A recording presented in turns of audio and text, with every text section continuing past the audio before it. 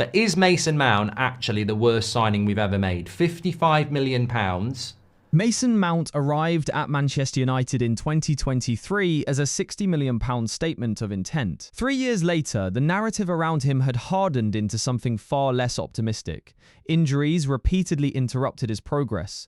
Limited starts and an unclear positional identity left many questioning whether the signing had been a misjudgment. Yet, in the 2026-27 pre-season under Michael Carrick, a different picture is emerging. Mount is not being asked to recreate his Chelsea peak as a box-crashing No 10. Instead, he is being deliberately repositioned as a deeper-lying midfielder, a progressive number 8, and the early evidence suggests this may be the most coherent use of his profile since he left Stamford Bridge. The injury record is the unavoidable starting point. Mount has missed significant periods in each of his seasons at Old Trafford, primarily through hamstring problems and recurring soft tissue issues. The cumulative effect is stark across multiple campaigns. He has managed only a modest number of Premier League starts relative to the investment. In 2025-26, he recorded roughly 23 appearances with 3 goals and 1 assist. Those numbers do not reflect a player lacking quality. They reflect a player who has rarely been available long enough to build rhythm or cement a role. When he has been fit, the tactical picture has often been unhelpful. Bruno Fernandes occupies the primary advanced midfield position. Mount has frequently been asked to operate in wider or secondary attacking zones where his best attributes, scanning, press resistance, and progressive distribution, are underutilized.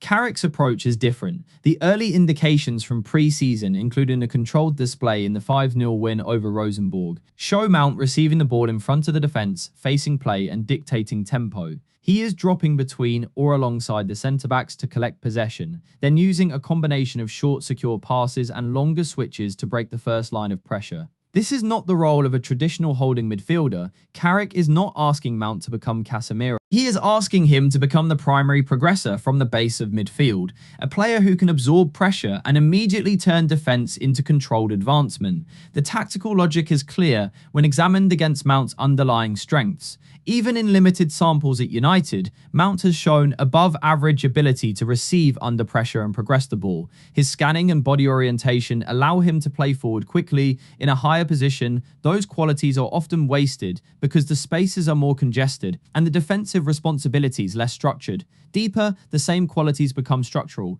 He becomes the link that allows the team to play through the press rather than around it. The arrival of André Santos sharpens this picture further. The Brazilian signed permanently from Chelsea in the summer of 2026 for a fee in the region of £48.56 million brings a complementary profile, high intensity, aggressive ball winning and strong defensive positioning. In simple terms, Santos can cover the ground and regain possession. Mount can then receive the regained ball and advance it with quality. This is a classic pairing of a disruptor and a progressor. United have lacked that clear division of labour in midfield for some time. When both players are available and understood, the midfield gains both security and a reliable method of moving the ball into the final third without relying solely on Bruno Fernandes dropping deep. There is also a secondary but important consideration around physical load. Many of Mount's muscle injuries have occurred in contexts involving repeated high-intensity sprints and physical duels in advanced areas. Operating deeper reduces the frequency of those explosive actions in the opposition half. The role still demands mobility and work rate, but the nature of the efforts changes. More controlled acceleration, more emphasis on positioning and decision-making, less constant box-to-box sprinting. It is not a guarantee of fitness, but it is a logical adjustment that may improve his availability across a long season involving domestic and European fixtures.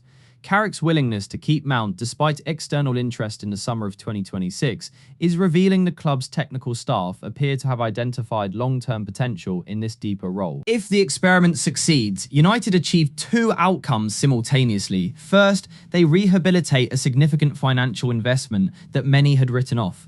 Second, they reduce the need to spend heavily again on a central midfielder in a market where elite progressive midfielders command premium fees. The internal solution, if sustainable, is more efficient than another large external outlay. Mount's own response has been professional. There is no public evidence of resistance to the positional change. He has spoken previously about leading through standards and example rather than vocal dominance in pre-season. He has already been given the captain's armband in portions of matches, a signal of the trust Carrick is placing in his maturity. In a squad that continues to feature a high proportion of younger players, that leadership dimension has value beyond pure output metrics. None of this should be overstated.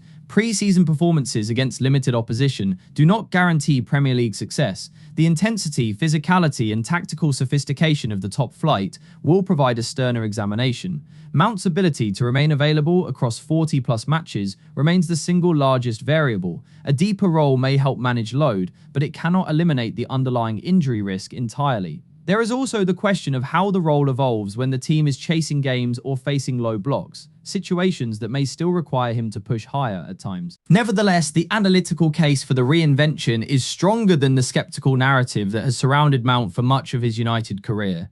The original signing was predicated on a player of high technical quality, tactical intelligence, and work rate. Those attributes have never disappeared. They have simply been obscured by unavailability and suboptimal positioning. By moving him deeper, Carrick is aligning the player's strengths with a clear structural need in the team. The partnership with Santos provides balance. The potential reduction in injury-triggering actions offers a pathway to greater consistency, and the club's decision to retain him suggests internal belief that the project is worth pursuing. If Mount can stay fit and master the demands of the deeper role, the outcome would represent one of the more intelligent pieces of squad management in United's recent history, the recovery of a high-cost asset through tactical clarity rather than further expenditure. The early signs in pre-season are encouraging. The real judgment will come once the competitive fixtures begin. For now, the reinvention of Mason Mount under Michael Carrick stands as a coherent, data-informed attempt to solve a long-standing problem with the resources already inside the building.